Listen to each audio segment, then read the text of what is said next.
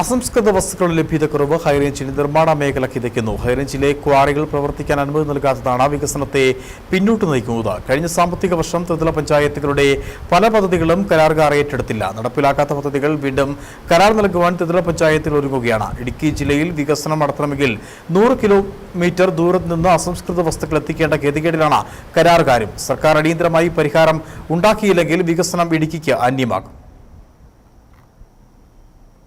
അസംസ്കൃത വസ്തുക്കൾ കിട്ടാനില്ലാത്തതും സർക്കാർ വകുപ്പുകളുടെ കർശന പരിശോധനയും കാരണം നിർമ്മാണ പ്രവൃത്തികൾ കരാർ ഏറ്റെടുക്കാൻ കരാറുകാർ തയ്യാറാകുന്നില്ല. ഇത് കാരണം ത്രിതല പഞ്ചായത്തുകളുടെ പദ്ധതി നിർവഹണം പാളിയിരിക്കുകയാണ്. ഹൈറേഞ്ചിലെ തദ്ദേശ സ്ഥാപനങ്ങളുടെ നിരവധി പദ്ധതികൾ ടെൻഡറായില്ല. റീടെൻഡർ ചെയ്യാനുള്ള തീരുമാനത്തിലാണ് ത്രിതല പഞ്ചായത്ത് സ്ഥാപനങ്ങൾ. വലിയൊരു പ്രതിസന്ധി ഉണ്ടായി.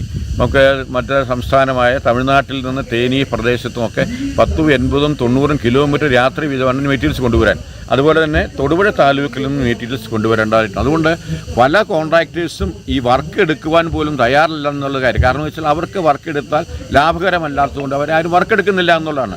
നിലവിലെ പ്രശ്നങ്ങൾ പരിഹരിക്കാതെ നഷ്ടം സഹിച്ച് ടെൻഡർ എടുക്കേണ്ട എന്ന നിലപാടിലാണ് മിക്ക കരാറുകാരും. 15 കിലോമീറ്ററിനുള്ളിൽ നിന്ന് ആവശ്യമായ കല്ല്, മണൽ, മെറ്റൽ, എംസാൻഡ് തുടങ്ങിയ നിർമ്മാണ സാമഗ്രികൾ സ്ഥലത്ത് കിട്ടുന്ന തരത്തിലാണ് ഓരോ പദ്ധതിക്കും എസ്റ്റിമേറ്റ് തയ്യാറാക്കുന്നത്. എന്നാൽ ഹൈറേഞ്ചിൽ ക്വാറി, ക്രഷർ എന്നിവ പ്രവർത്തിക്കാതെ വന്നതോടെ കരാറുകാർ പ്രതിസന്ധിയിലായി. കോട്ടയം, പത്തനംതിട്ട തുടങ്ങിയ ജില്ലകളിൽ നിന്നോ തമിഴ്നാട്ടിൽ നിന്നോ വേണം അസംസ്കൃത വസ്തുക്കൾ എത്തിക്കാൻ. 100 കിലോമീറ്ററിലധികം ദൂരമുള്ളതിനാൽ ഇതിന് ചിലവ് വർദ്ധിക്കും. എങ്കിലും ഭരണസമിതികളുമായുള്ള ധാരണയും സമ്മർദ്ദവും മൂലം ഏറ്റെടുത്ത ജോലികൾ തീർക്കാൻ കരാറുകാർ ഇതിന് തയ്യാറായി. എന്നാൽ പൂർണ്ണമായും ഏറ്റെടുക്കാൻ കരാറുകാർ തയ്യാറായിട്ടുമില്ല.